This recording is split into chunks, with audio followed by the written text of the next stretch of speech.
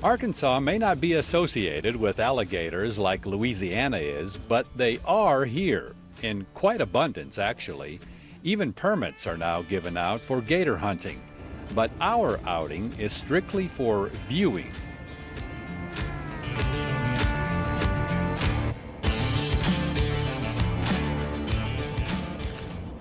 To hopefully spot a few gators during daylight, which is a little bit more difficult to do versus nighttime, we ventured off with Mike Harris, who's the Southwest Arkansas Alligator Program Coordinator with the Game and Fish Commission.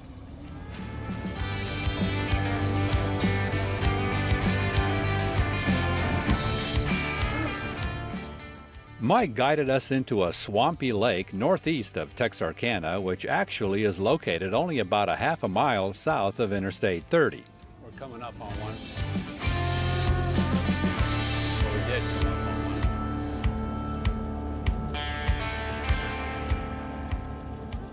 one. I quickly learned how well gators can camouflage themselves, extremely well, looking just like any other clump of swamp dirt or muck. He's probably about 7 feet.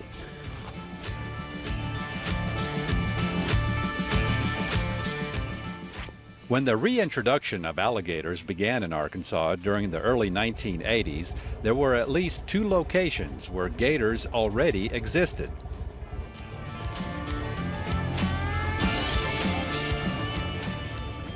There was a couple of sites in Arkansas that still had remnants of the native population of alligator.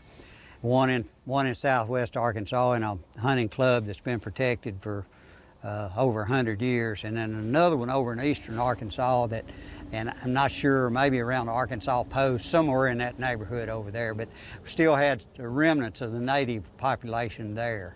And I think it was in the early 80s, probably, 81, 82, somewhere in there, the Game Fish came up with the plan to reintroduce alligators into Arkansas. And so why was that? Why wanted to say, well, we'll just leave it the way it is? We got some here, we got some over here. Why introduce more? Well, one of the thought processes behind it was to help possibly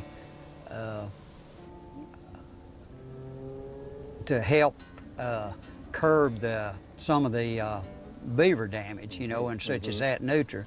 I don't think it was actually very effective, but they really had a place in Arkansas because they were native to this. They were here long before the Europeans came into existence in Arkansas. So they'd been here for thousands of years, and I think it's really a good thing to have a viable population of alligators in Arkansas. And I know a lot people like to go out and get the hunting permits for them now, or just like we're doing, today, just kind of go and photographing them and viewing them. Probably that's a lot more enjoyable. If you've never skinned an alligator, I can promise you this is a lot more fun than actually skinning one. I've been involved in skinning a few, and it's quite a chore. Although alligator gumbo is good. Well, hey, if somebody else skins it and makes a gumbo, I'm with you. Kind of reminds me of a song Jerry Reed once recorded about old Amos and gators. He just knocked them in the head with a stump. Yeah, alligator gumbo. It tastes like chicken. Ha!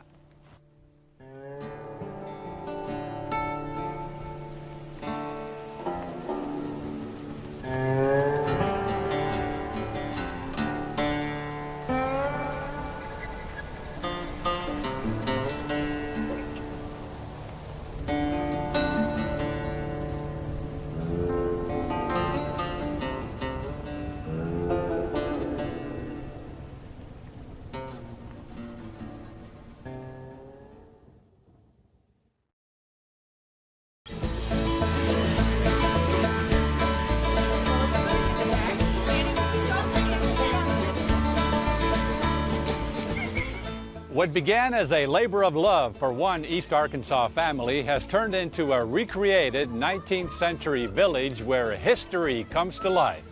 Welcome to the Parker Pioneer Homestead in Whitehall. I wonder so aimless, I feel with sin. I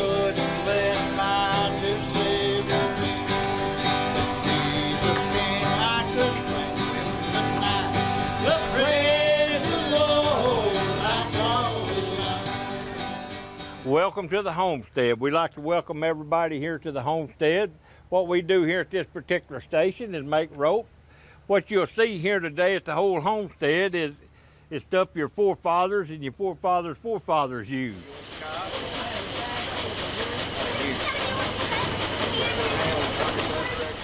We have no electricity here. So that means no stove, no refrigerator, no microwave, no TV, no video games, no phone.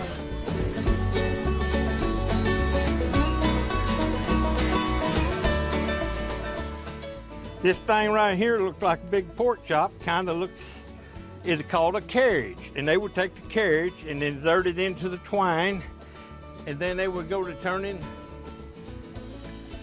There you go. As they turn, you see the knots coming into the line? As it comes into the line, you got a counterweight down here holding it back. As it started pushing it, it would push this carriage down the line, and you can see this rope coming together right here behind this. All right.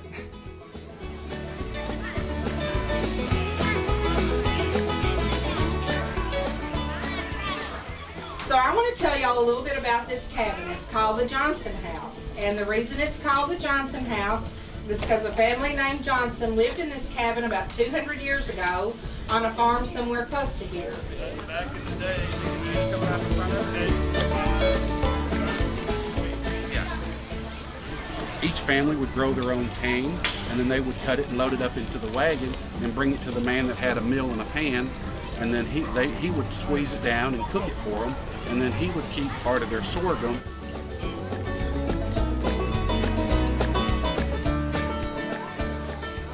As you can imagine, for school kids, visiting the Parker Pioneer Homestead is one American history lesson not soon to be forgotten. I really liked seeing the schoolhouse. The schoolhouse, it was really cool, and it's really hard to imagine how one really big school fits in one tiny house. And I learned how to make brooms. It was really cool. The brooms look a lot different than they do today too, and they were really pretty. They reminded you of the rainbow a lot. And About the sorghum making. the sorghum makings, it smells really good, and the donkey looks really happy too. And it's really cool just watching them make it, how the donkey turns around with the wood, turning all the juice and watching the juice pour into the bowl. And it smells really good, but once you taste it, it's a little bit strong. When I first got here, I saw them making ropes, and I am gonna make one when I go home. And it looks really cool. They just put the thing there and wind it up, and then see the thing, and then it's a rope. Okay. The second generation Parker here at the homestead is Cy, helping out with the broom making.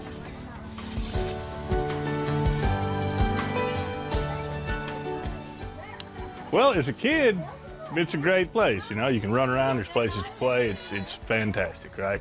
I've got a little boy that's 9, he runs around too, so same kind of thing. Just more of it for him than there was for me. Mom and Dad started, I was 5 or 6 years old, one cabin, I didn't have anything to do with it. Further on into high school, me and my buddies would work on it, and then into college we did too. So in college we'd tear down cabins and bring them home, and it was just every weekend. And labor of love, things you do, for us it was just what you did. Right? It's like any other family that has something they do. Some folks go to football games, some people do other things, and we worked out here.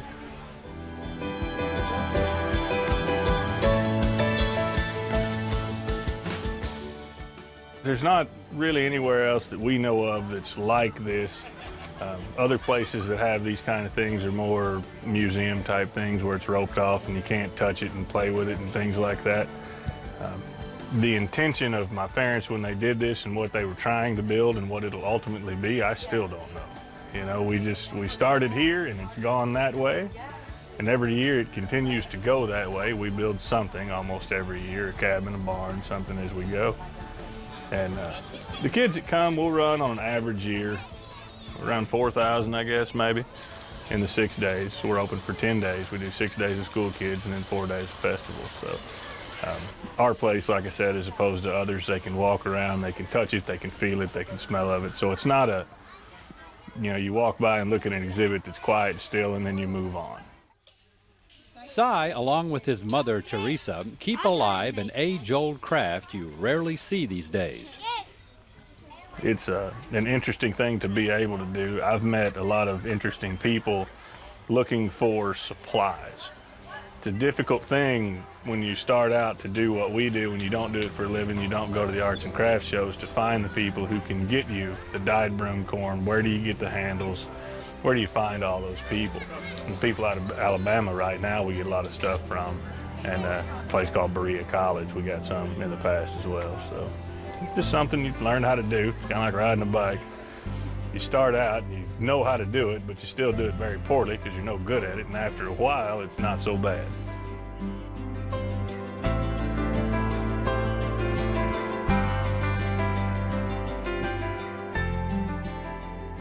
They're all a little bit different because we make them all by hand. They're not all the same. They're all a little bit different colors.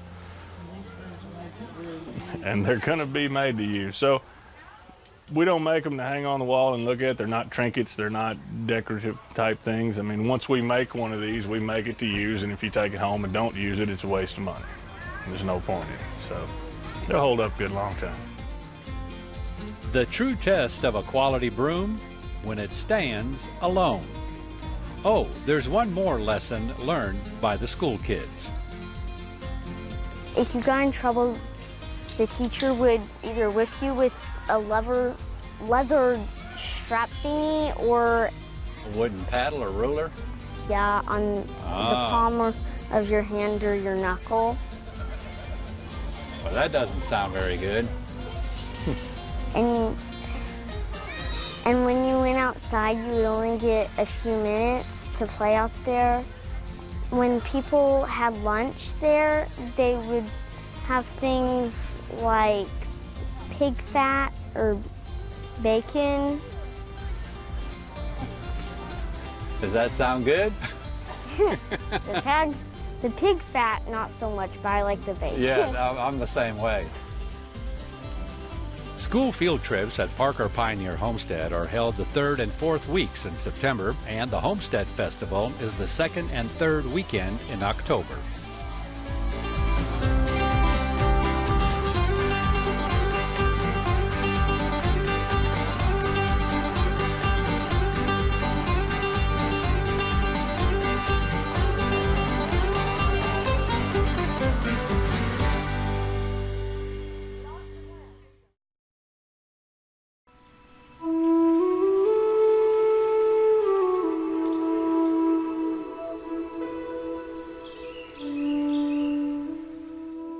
Did you know that one of the largest Native American bluff shelters happens to be on a golf course? That's right, along the 17th fairway here at Fairfield Bay.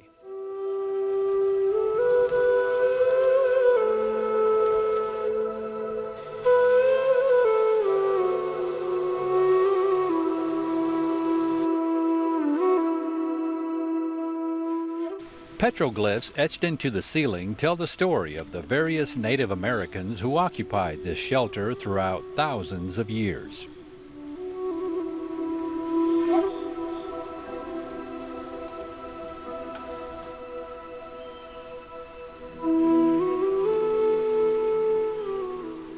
Numbers by the petroglyphs correspond to numbers on an information plaque to locate and describe the individual petroglyphs.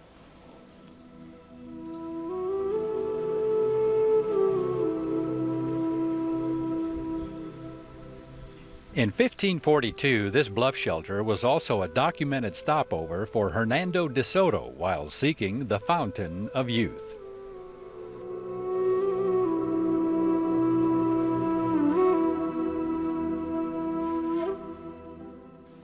So the estimated time of when there were inhabitants here, I understand, is 1000 BC or 4,000 years ago, somewhere around. Oh, could go back as far as 10,000 years, really? Chuck, yes.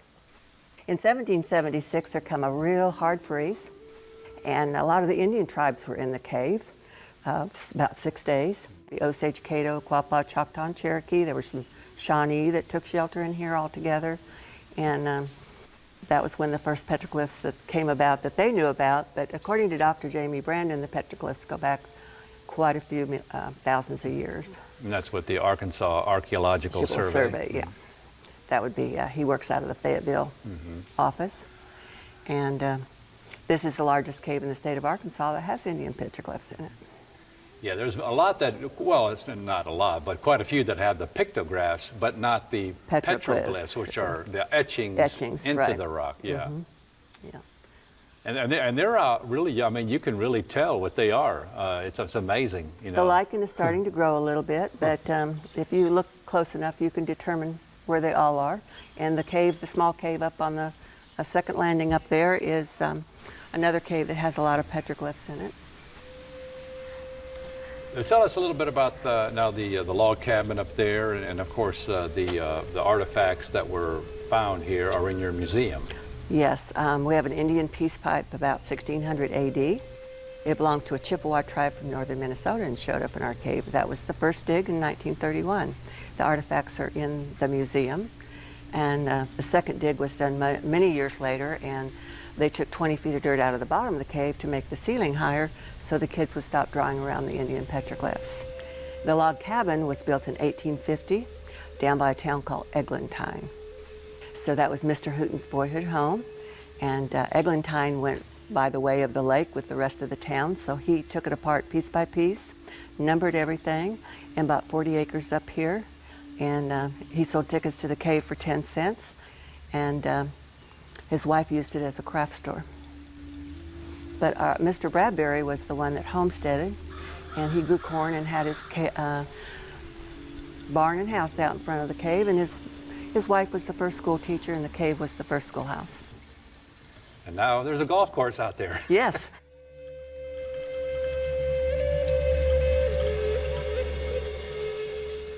By the way, rumor has it that the way DeSoto discovered this bluff shelter was he hit a hook shot to the left on the 17th tee. Yep.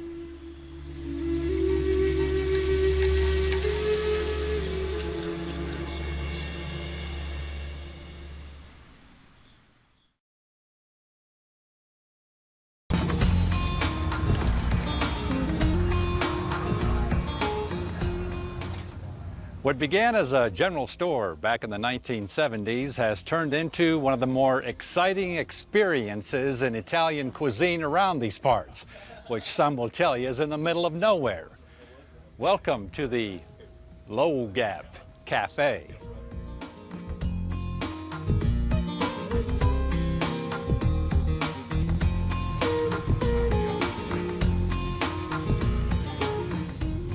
You can't judge a book or a place by its cover, and so it is with Gap Café. Take it from customers. You will be quite pleasantly surprised with Chef Nick Bottini's 5-star cuisine.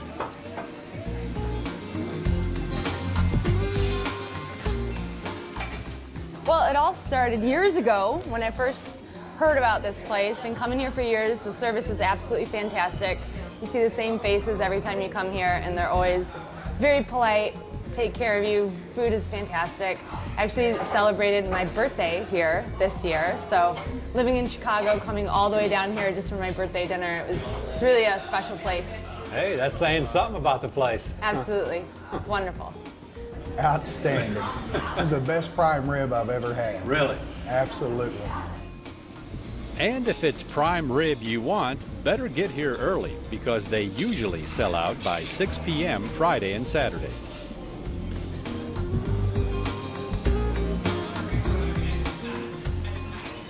So this is my second time here in 3 days. So yeah, we came on Wednesday, and then we came today, and we'll probably come once more before we leave town. The first time I had shrimp fettuccine, which was incredible. And then today I did the seafood platter trio with the frog legs, shrimp, and catfish.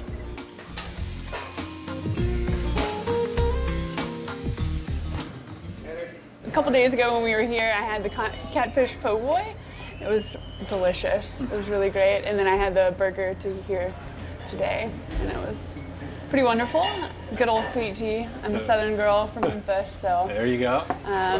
it's really nice to have some good Southern, well-cooked food.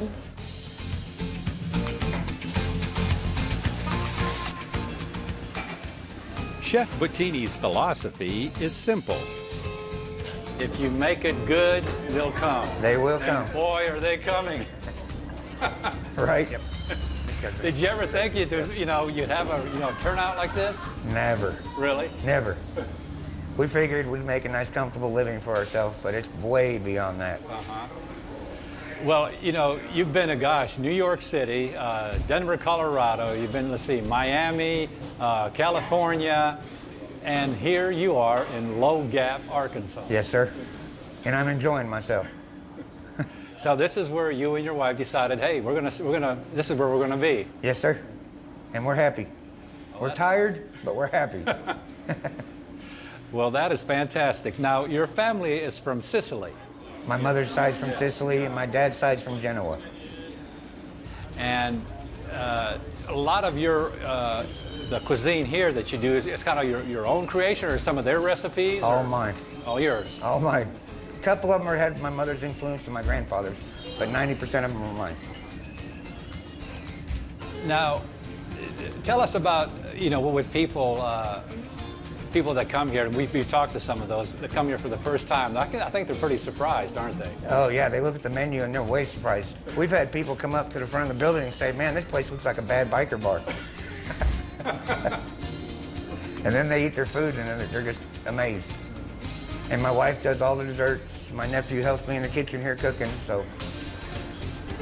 People have referred to you as a rock and roll star when you're over there behind that stove. Yes, sir. 38 years now. Wow. Long time. So tell us, what is it that the satisfaction you get out of cooking? It comes from here. I love to cook. I've been cooking, like I said, for 38 years, and I just enjoy it. I like to see people happy. And like I tell everybody, if you leave hungry, it's your fault.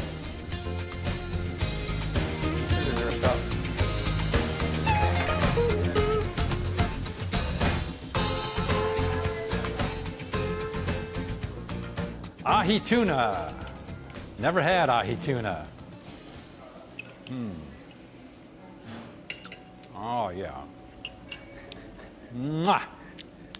Delicious. Good. Delicious. Y'all need to come down to Low Gap Café and have this delight. And to view this episode again, or any one of our others, visit our website at aetn.org/exploringarkansas. And don't forget to like us on our Facebook fan page. And we'll see you again the next time for another exciting adventure on Exploring Arkansas. Yes, sir.